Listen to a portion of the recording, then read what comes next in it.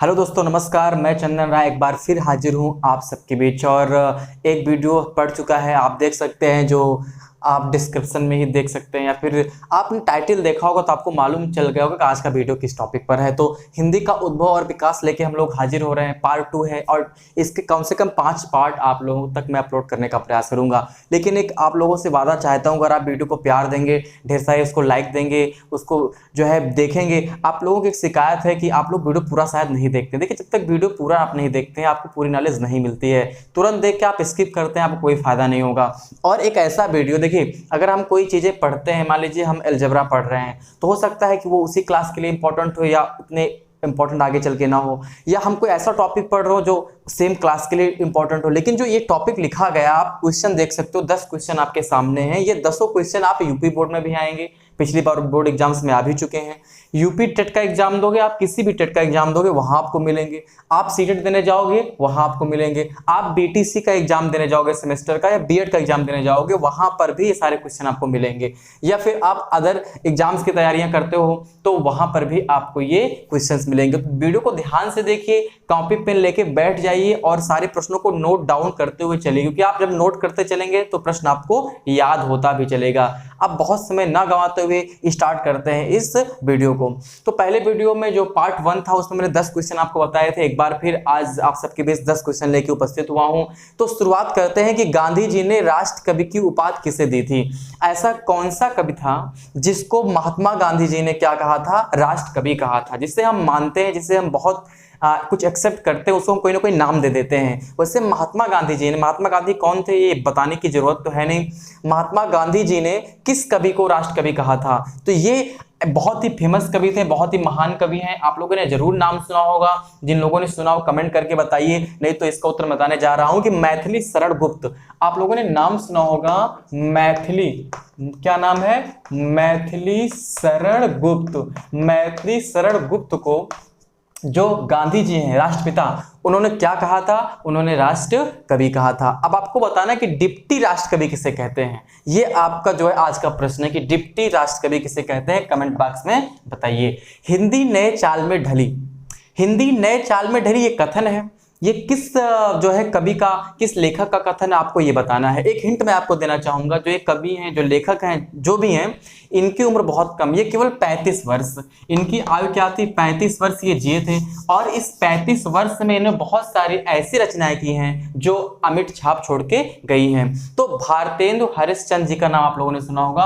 कौन है, भारतेंदु हरिश्चंद्र। आप लोगों ने अपने जब यूपी बोर्ड में पढ़ाई आप लोगों ने करी होगी या कर रहे होंगे, तो इनकी जो है रचनाएं आपको वहां मिलती हैं। हिंदी नए चाल में ढली किसका कथन है, भारतेंद्र हरिश्चंद्र का कथन है। महावीर प्रसाद द्विवेदी ने आदिकाल को क्या संज्ञा दी थी। देखिए, सबसे इंपॉर्टेंट प्रश्न है ये, प्रश्न आपको कई एग्जाम्स में भी मिलेगा। एक काल है आपका आदिकाल, तो आदिकाल को कई जो है लोग आए, कई लेखक आए, कई कवि आए, उन्होंने क्या किया, उसको अपने अपने हिसाब से अलग अलग नाम दिया। तो आपको ये बताना है कि आदिकाल को जो है महावीर प्रसाद द्विवेदी ने कौन सा नाम दिया था। तो ये आपको बहुत ही इंपॉर्टेंट प्रश्न है, ये आपको याद रख के चलना है। तो बीजोनपल काल जो है कहा था किसने, किसने कहा था, महावीर प्रसाद द्विवेदी ने। यह प्रश्न ये भी आ सकता है कि बीजवन काल जो है, जो आपके महावीर प्रसाद द्विवेदी थे, उन्होंने आदिकाल को दिया था। या यही प्रश्न आ सकता है कि इस काल को ये नाम किसने रखा था। तो आपके 4 विकल्प आ जाएंगे, वहां पर अलग अलग आपके कवि आ जाएंगे, लेखक आ जाएंगे, तो आपको वहां टिक करना है। द्विवेदी युग का नामकरण किया गया है। द्विवेदी जो युग है आपका, एक युग है द्विवेदी युग, आपको बताना है ये किसके नाम पर ये रखा गया है। तो ये रखा गया है महावीर प्रसाद द्विवेदी, महावीर प्रसाद द्विवेदी के नाम पर क्या रखा गया है, द्विवेदी युग रखा गया है। अगले प्रश्न की तरफ बढ़ेंगे। लोक मंगल की भावना का सर्वश्रेष्ठ कवि कौन है, मतलब किसे कहते हैं, ऐसा कौन सा कवि है जिसको लोक मंगल की भावना का सर्वश्रेष्ठ कवि कहते हैं। तो आप लोगों ने नाम सुना होगा, गोस्वामी तुलसीदास, गोस्वामी तुलसीदास। आपको कोई एक रचना बतानी है कमेंट में कि जो गोस्वामी तुलसीदास द्वारा रचित हो। आधे अधूरे नाटक किसके हैं, तो आधे अधूरे नाटक के जो रचनाकार है उनका नाम क्या है, तो उनका नाम है मोहन राकेश। क्या नाम है, मोहन राकेश। अंडे के छिलके भी इन्होंने ही लिखा है। तो मोहन ये कई बार आता है यूपी बोर्ड में 10th और 12th में, कई बार ये प्रश्न पूछा गया है कि आधे अधूरे नाटक के रचनाकार कौन है? मोहन राकेश हैं। भूषण किस काल के कवि थे? मैंने कल आपको बताया था कि बिहारी किस काल के कवि थे, आपको याद भी होगा। आज बात करेंगे कि भूषण किस काल के कवि थे। तो भूषण किस काल के कवि थे? ये रीत काल के कवि थे। और एक और लेखक है, उनका भी आप याद रखिए, घनानंद। तो ये भी किस काल के कवि थे? ये भी रीत काल के ही कवि थे। विनय पत्रिका की भाषा है, विनय पत्रिका एक रचना है, किसकी रचना? अगर आप जानते हो तो मुझे बताइए कि विनय पत्रिका किसकी रचना है और ये किस भाषा में है? तो ये किस भाषा में है? ये ब्रज भाषा में है। यानी कि जो विनय पत्रिका है वो किस भाषा में लिखी गई है? विनय पत्रिका ब्रज भाषा में लिखी गई है। आदिकाल में पहेलियां लिखने वाले कवि, ऐसे कौन से कवि हैं जो आदिकाल में पहेलियां लिखते थे? तो खुसरो का नाम आप सबने सुना होगा। खुसरो क्या थे? ये आदिकाल में पहेलियां लिखा करते थे।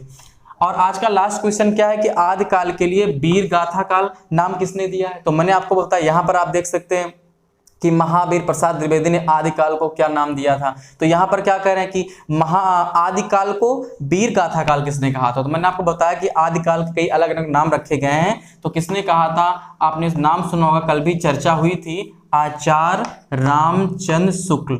आचार्य रामचंद्र शुक्ल जी ने क्या कहा है? वीर गाथा काल का। किसको? आदिकाल को। तो ये हुए आज के 10 प्रश्न। गांधी जी ने राष्ट्र कवि की उपाधि किसे दी? मैथिली शरण गुप्त। हिंदी नए चाल में ढली किसका कथन है? भारतेंदु हरीश।